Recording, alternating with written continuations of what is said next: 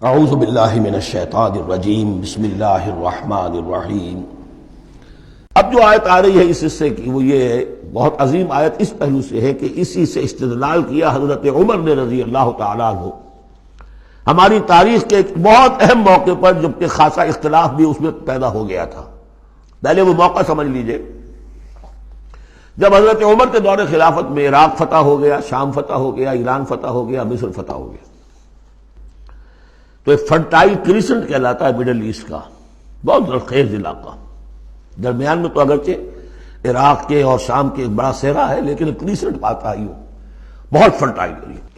اب یہ جو مجاہدین تھے، صحابہ کرام کتنے تھے؟ چند ہزار۔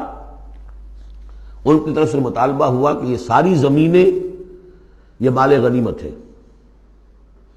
1/5 رکھیے بیت المال کے لیے، 4/5 ہمارے اندر تقسیم کر دی۔ اگر ایسا ہو جاتا تو تاریخ انسانی کی عظیم ترین جاگیرداری پیدا ہو جاتی، پورا ملک تقسیم ہو جاتا چند ہزار صحابہ کے اندر۔ اس سے بھی آگے بڑھ کر اس میں امپلائڈ یہ بھی تھا کہ ان ملکوں کی تمام آبادی ہماری غلام ہے، تقسیم کر دیجیے انہیں۔ مال غنیمت میں جو غلام آتے تھے وہ تقسیم ہوتے تھے کہ نہیں؟ لونڈیاں آتی تھی تو غنیمت تقسیم ہوتی تھی کہ نہیں؟ یہ اتنا بڑا مسئلہ تھا، حضرت عمر رضی اللہ تعالیٰ عنہ نے اس پر غور کیا، اور ان کی رائے یہ ہوئی کہ یہ جو مال ہے یہ مال فے شمار ہوگا، مال غنیمت نہیں۔ مال غنیمت صرف وہ ہوگا جو کسی جنگ میں مارکے کے عین مقام پر جو چیز ملے گی، جو تلواریں دشمن کے ہاتھ سے آپ کے ہاتھ لگ گئیں، زرہیں ہیں اور سامان ہے، یا بھیڑیں بکریاں ہیں، ان کے بھی تو راشن ساتھ ہوتے تھے کہ نہیں، گھوڑے ہیں، اونٹ ہیں، یا وہاں جو POWs ہوں گے، جو وہاں گرفتار ہوں گے، جو لڑنے والے، یا عورتیں اگر وہاں ساتھ ہوں گی، وہ کنیزیں بنائی جائیں گی۔ تو جو محاذ جنگ پر جو مال آئے گا وہ تو غنیمت ہے، لیکن پورا ملک، اب جنگ تو ایک ہوئی ہے، نہابند کی جنگ ہوئی ہے یا فلاں کسی اور کی جنگ ہوئی ہے، تو اس کے نتیجے میں تو پورا کا پورا ملک جو ہے کسی کے قبضے میں آ گیا۔ ساری حکومت جو تھی ابراہیم لودھی کی، پانی پت کی جنگ کے اندر وہ ہارا، اور ساری حکومت جو ہے وہ اب بابر کی ہو گئی۔ تو اگر اس طرح کا کوئی معاملہ اس وقت سمجھا جاتا تو اب سارے کے سارے لوگ غلام اور ان کی عورتیں کنیزیں، جو چاہیں کریں وہ۔ اب اس پر جب حضرت عمر کی یہ رائے ہوئی، اور اس کے لیے دلیل یہ لائے تھے کہ انہوں نے فرمایا کہ یہ جو فے کا حکم چلا آ رہا ہے، اس میں ایک تو فرمایا گیا ما افاء اللہ علی رسولہ من اہل القری فللہ وللرسول ولذی القربى والیتامى والمساکین وابن السبیل۔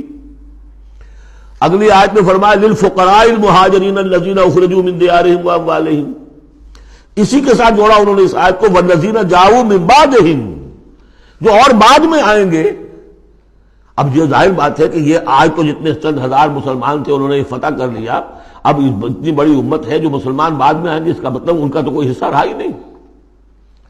یہ بیت المال کی ملکیت قرار پائیں گی ساری زمینیں، تاکہ یہ امت مسلمہ کی ایک کلیکٹیو ملکیت ہو، collective ownership of the whole Muslim ummah, تاکہ اس سے جو بیت المال کے اندر خراج آئے گا، اس خراج سے تمام مسلمانوں کی بہبود، اور یہ کہ اللہ کے دین کی آگے نشر و اشاعت، اس کا ایک مکمل نظام، اور جو ہماری حدیں ہیں تو سرحدوں کے اوپر جو ہے فوجی پہرا، اس کے لیے باقاعدہ فوج رکھنا، اس کے لیے مسلسل جو ہے آمدنی چاہیے، اس سب کے لیے حضرت عمر نے کہا کہ یہ مال فے قرار پائے گا ان لوگوں کی اس آیت کی روح سے، کہ اس میں حق صرف انہی کا نہیں ہے کہ جو اس وقت ہیں، والذین جاؤوا من بعدہم، وہ جو لوگ ان کے بعد آئیں گے ان کا بھی اس کے اندر حق ہے۔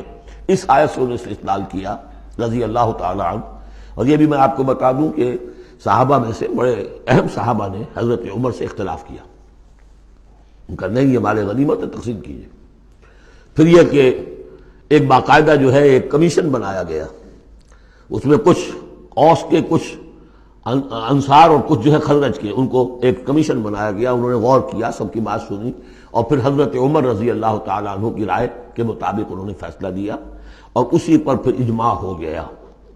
اور اس سے اب مسلمان ممالک کے اندر جو اراضی ہیں ان کی دو مستقل قسمیں بن گئی ہیں، ایک اراضی عشری، ایک اراضی خراجی۔ عشری اراضی ان مسلمانوں کی قرار پائی اور اس علاقے کے مسلمانوں کی قرار پائی جو بغیر لڑے بھڑے ایمان لے آئے، جیسے مدینے کے لوگ۔ حضور نے مدینے کو فتح تو نہیں کیا بلکہ وہ تو خود لے کر آئے حضور کو، تو وہاں کی زمینیں انہی کے قبضے میں رہیں۔ عشری زمین قبضے میں ہوتی ہے، ملکیت ہوتی ہے مسلمان کی، اس میں سے عشر ہوگا پیداوار کا 10واں حصہ یا 20واں حصہ۔ یہ زمینیں کہ جہاں کسی قوم نے، کسی فوج نے لڑ بھڑ کر پھر شکست کھائی ہو یا پھر کسی اور طریقے سے فتح کیا گیا ہو ملک، اگر مسلمانوں نے فتح کیا ہو تو وہاں کی ساری زمینیں خراجی ہیں، وہ کسی کی انفرادی ملکیت نہیں ہے بلکہ اجتماعی ملکیت ہے۔ کلیکٹیو اونرشپ آف لینڈ پہلی مرتبہ تاریخ انسانی میں حضرت عمر رضی اللہ تعالیٰ عنہ کے اس اجتہاد کے نتیجے میں وجود میں آیا ہے۔ کلیکٹیو اونرشپ آف لینڈ، کہ یہ کسی کی انفرادی ملکیت نہیں ہے۔ جو ملک بھی فتح کیا گیا ہے بزور شمشیر طاقت کے ساتھ، اس کی زمینیں خراجی ہیں، عشری نہیں ہے، یعنی وہ مسلمانوں کی اجتماعی ملکیت ہے، انفرادی نہیں ہے۔ اب مسلمان ہو چاہے تو وہاں پر، چاہے وہ مجوسی تھے یا ہندو ہو، کوئی ہو، وہ کاشت کریں گے، لیکن اس میں سے خراج جائے گا سیدھا بیت المال میں، کوئی اس میں بیچ میں نہ زمیندار ہے اور نہ کوئی جاگیردار ہے۔ اس زمین کو کہتے ہیں خراجی زمین۔ اور پچھلی صدی تک تقریباً اس پر اجماع تھا کہ ہندوستان کی ساری زمینیں خراجی ہیں، یہاں کوئی عشری زمین نہیں ہے، کوئی زمین ملکیت ہی نہیں ہے، کسی کو ملکیت نہیں، سب یہ مسلمانوں کی اجتماعی ملکیت ہے۔ چنانچہ قاضی صلاح اللہ پانی پتی رحمۃ اللہ علیہ، پچھلی صدی کے بڑے عظیم مفسر، محدث، بہت بڑے صوفی، بہت بڑے مفتی، ان کی تفسیر جو ہے تفسیر مظہری، وہ انہوں نے اپنے مرشد کے نام پر لکھی خود ہے، لیکن نام تفسیر صلاحی نہیں رکھا، تفسیر مظہری اپنے استاد کے نام سے منسوب کیا۔ تو اس تفسیر کے لکھنے والے شخص نے جو رسالہ لکھا ہے مالا بدھ منہ، وہ فقہ کا ایک بہت ہی ابتدائی سا رسالہ ہے، اور ہمارے سارے عربی مدارس میں وہ پڑھایا جاتا ہے۔ وہ فقہ کی تعلیم جو ہر مسلمان کو معلوم ہونی چاہیے، مالا بدھ منہ، اس میں صاف لکھا ہے ہندوستان میں کوئی زمین عشری ہے ہی نہیں، لہذا میں عشر کے مسائل اس میں دکھتا ہی نہیں۔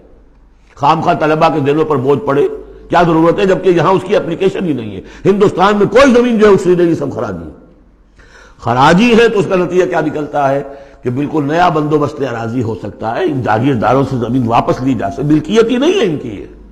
یہ تو یہ کہ کبھی کسی شہنشاہ نے دے دی یا انگریزوں نے دے دی، کسی اور نے دے دی، ان کی ملکیت نہیں ہے، یہ ہے خراجی زمینیں، خراجی رہیں گی۔ یہ بہت اہم مسئلہ ہے اور اس کا تعلق اس آیت سے ہے۔ والذین جاؤوا من بعدہم یقولون ربنا اغفر لنا ولاخواننا الذین سبقونا بالایمان، وہ یہ کہتے ہیں پروردگار ہمیں بھی بخش دے اور ہمارے ان بھائیوں کو بھی بخش دے جو ایمان میں ہم سے سبقت لے گئے، ہم سے پہلے تھے۔ ولا تجعل فی قلوبنا، اور ہمارے دلوں میں مت پیدا کر غلا، کوئی بھی کدورت، کوئی بھی بیر، للذین آمنوا، ان لوگوں کے لیے جو صاحب ایمان ہو۔ ربنا انک رؤوف الرحیم، پروردگار تو رؤوف ہے اور رحیم ہے۔ صدق اللہ العظیم۔